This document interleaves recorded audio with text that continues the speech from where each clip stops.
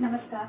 DElEd second year विषय हिंदी और हमारी जो इकाई 6 है भाषा की संरचना के विविध पहलू, इसके अंतर्गत हम लोगों ने संधि को देखा था। आज हम लोग समास के बारे में पढ़ेंगे। समास का अगर शाब्दिक अर्थ कहें तो संक्षेप में कहा जाता है। उसी प्रकार एक वाक्य आपके सामने मैं प्रस्तुत करती हूँ कि एक जो भिखारी होता है वो राजा के सामने जाकर कहता है कि हे राजन, आप भी लोकनाथ हो और मैं भी लोकनाथ हूँ। तब राजा ये बर्दाश्त नहीं करता है और कहता है कि तू भी लोकनाथ और मैं भी लोकनाथ कैसे। तो वो भिखारी है, वो कहता है कि राजा आप क्रोधित ना हों, ये लोक के नाथ यानी के षष्ठी विभक्ति आ रही है। आप लोक के नाथ हो, लोक के नाथ षष्ठी विभक्ति, षष्ठी तत्पुरुष, और मैं लोक है जिसका नाथ, लोक है जिसका नाथ यानी कि बहुव्रीहि समास। ठीक है, तो ये दोनों यानी कि जो समास है, अगर सामासिक पद को देखते हुए अगर हम कहें कि दोनों बात इसमें कही गई तो इसमें समास के अंतर्गत दो अर्थों की प्रधानता होती है। यानी कि ये कहें कि उसमें शब्द के अंदर अर्थ निहित होता है और वही उसको मतलब कि ये कहें कि उसकी व्याख्या वो करता है।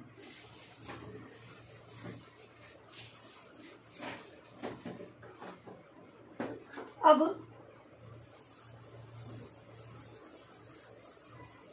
हम समास को देखेंगे तो सर्वप्रथम इसकी परिभाषा को हम लोग पढ़ेंगे। तो परिभाषा है समास की, दो या दो से अधिक, दो या दो से अधिक, दो या दो से अधिक शब्दों से मिलकर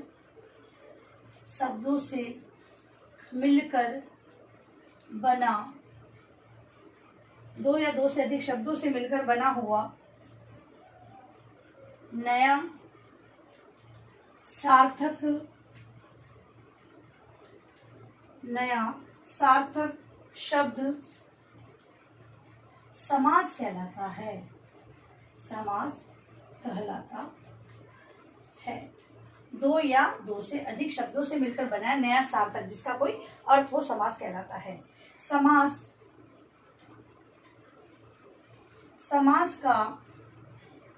समास वह क्रिया है जिसके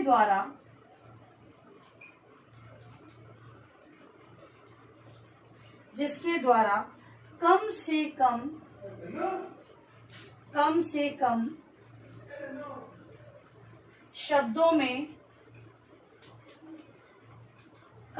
शब्दों में अधिक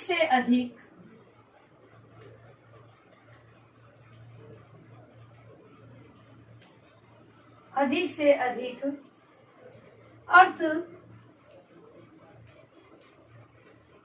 प्रकट किया जाता है।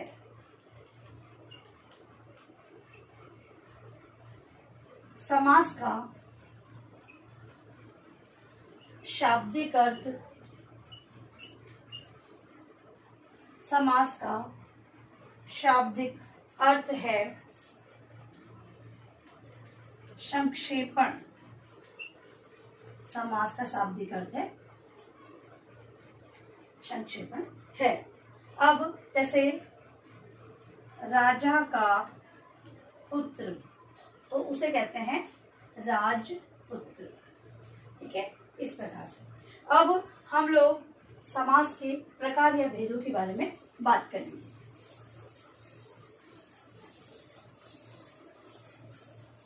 समास के प्रकार या भेद।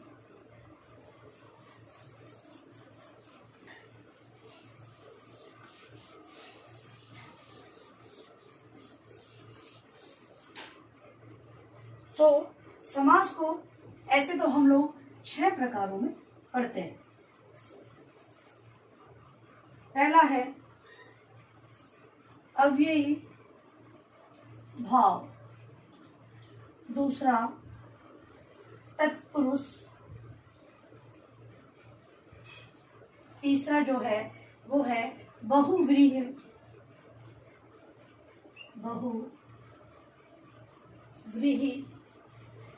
बहुव्रीहि। चौथा प्रकार है द्वंद्व, और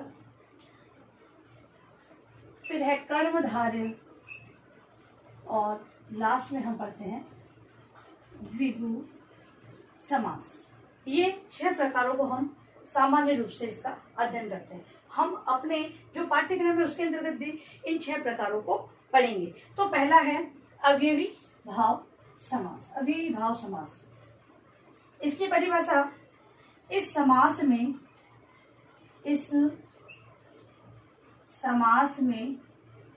पूर्व पद प्रधान होता है। इस समास में पूर्व पद प्रधान होता है। जैसे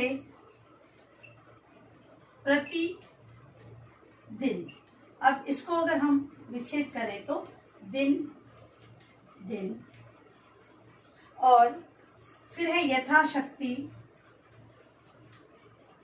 तो शक्ति के अनुसार, ये इसका विच्छेद हुआ।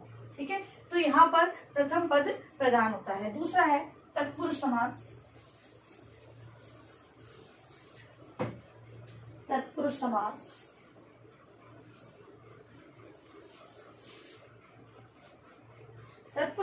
में इस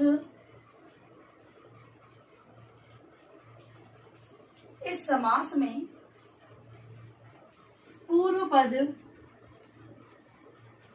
गौण तथा उत्तर पद प्रधान होता है। अब उदाहरण में, जैसे कि जो तत्पुरुष समास है इसके अंतर्गत हम लोग कर्ता को छोड़कर कर्म से लेकर जो षष्ठी विभक्ति है वहां तक का जो हम लोग अध्ययन करते हैं, मतलब कि जो विभक्तियां हैं उनके आधार पर देखते हैं। जैसे कुछ उदाहरणों के माध्यम से हम लोग देख सकते हैं, जैसे कि याम गत,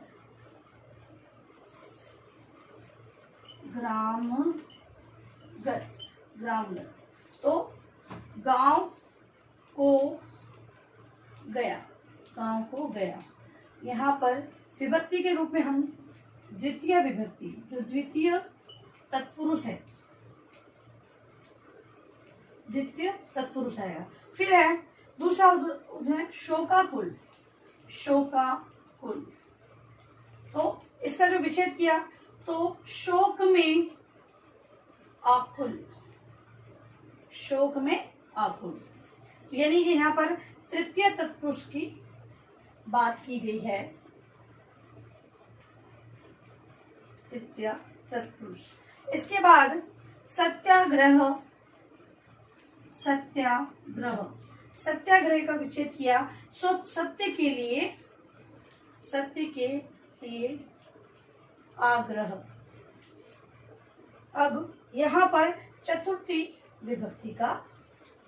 तत्पुरुष का लिया गया है।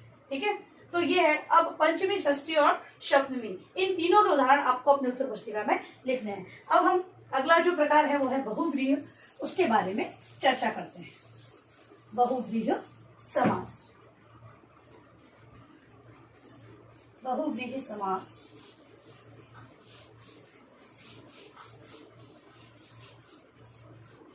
बहुव्रीहि समास के अंतर्गत इस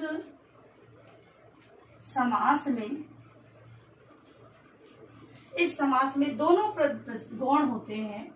इस समास में दोनों पद गौण होते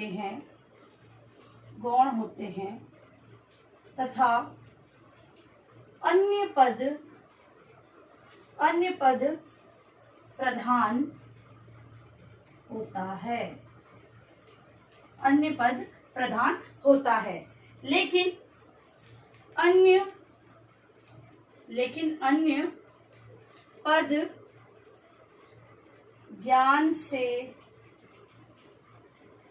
लेकिन अन्य पद का ज्ञान से संदर्भ होता है। मतलब कि वो ज्ञान से मतलब कि जो शब्द दिया गया है उसका अन्य अर्थ निकल रहा है, तो वो शब्द के लिए संदर्भित होना चाहिए। ऐसा नहीं कि कोई भी उसका किसी भी प्रकार से अर्थ निकाला जा सके, वो शब्द के लिए संदर्भ रखता हो या संबंध रखता हो। जैसे नीलकंठ, नीला है कंठ जिसका, नीला है कंठ जिसका, मतलब कि यहाँ पर भगवान शिव की बात की गई है। फिर है पीताम्बर, मतलब पीले वस्त्र है जिसके, मतलब कि भगवान विष्णु या कृष्ण, ठीक है, दोनों की बात की गई। तो ये है बहुव्रीहि समास। इसके बाद हम लोग पढ़ेंगे द्वंद्व समास।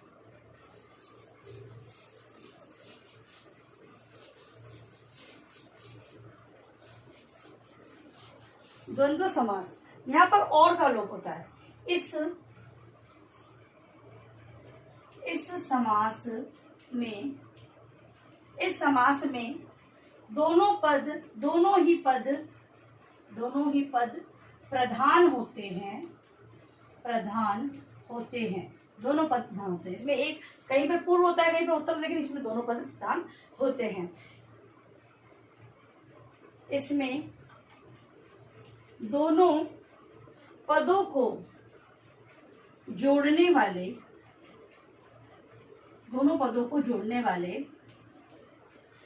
वाले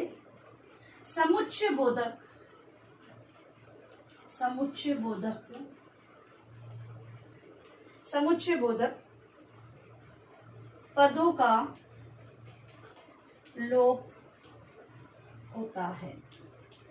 जैसे माता और पिता, ठीक है, दोनों माता और पिता दोनों पद प्रधान है। और यहाँ पर जो है इनको जोड़ने वाला है, और इसका लोप हो जाता है। तो जैसे हम लिखते तो कैसे लिखते हैं, माता और ये पिता।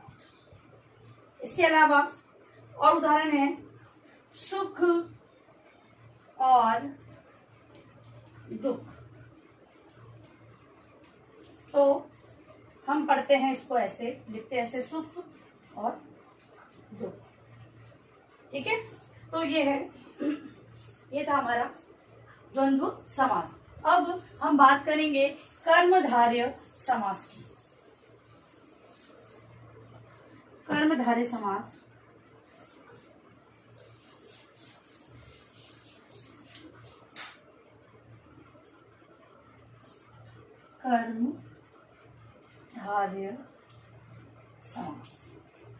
इसमें प्राय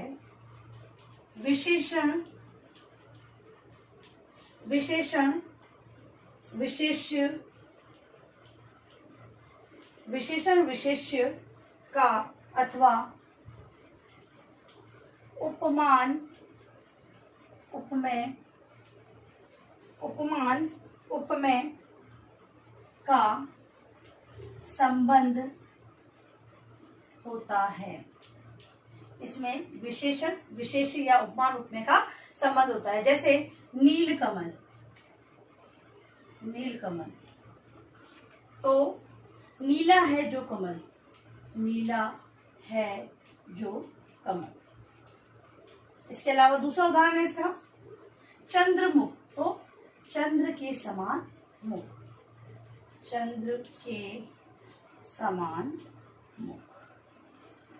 ठीक है। अब आखिरी जो हमारा बचता है द्विगु समास। अंतिम द्विगु समास के बारे में हम लोग पढ़ेंगे।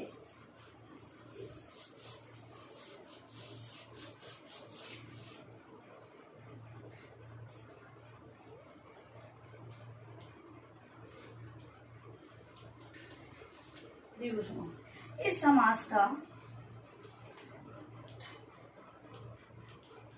पहला पद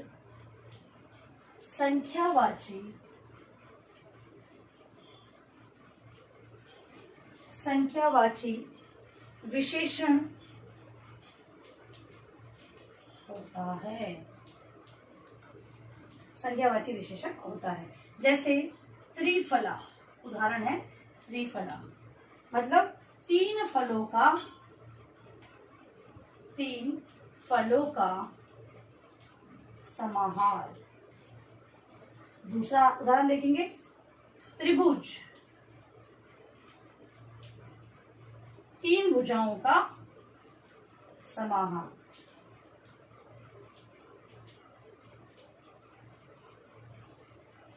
ठीक है, तो अपना एक आज ये समास का जो बिंदु था, प्रकरण था, वो आज हमारा पूरा होता है। अब आप इसका जो गृहकार्य प्रश्न है वो अपनी उत्तर पुस्तिका में लिखेंगे। गृहकार्य प्रश्न सर्वप्रथम परिभाषा को लिखेंगे। तो गृहकार्य में आपको लिखना है, समास किसे कहते हैं, समास किसे कहते हैं, इसके भेदों का वर्णन करें। प्रश्न हमारा परीक्षा की दृष्टि से इसी प्रकार से बनता है। तो आप लोग इसी प्रकार से इसका उत्तर एक लघुत्तरात्मक प्रश्न उत्तर के रूप में आप लोगों को अपने उत्तर पुस्तिका में लिखेंगे। और अंत में आप लोगों से निवेदन है कि इस महामारी के दौर में कम से कम ये आवश्यक कार्य होने पर ही घर से बाहर निकले, और घर से बाहर जाते हैं तो 3 बातों को विशेष ध्यान रखें। मास्क लगाएं, सोशल डिस्टेंस का पालन करें और हाथों को बार बार सैनिटाइज करते रहें। सुरक्षित रहे, सभी का ध्यान रखें। धन्यवाद।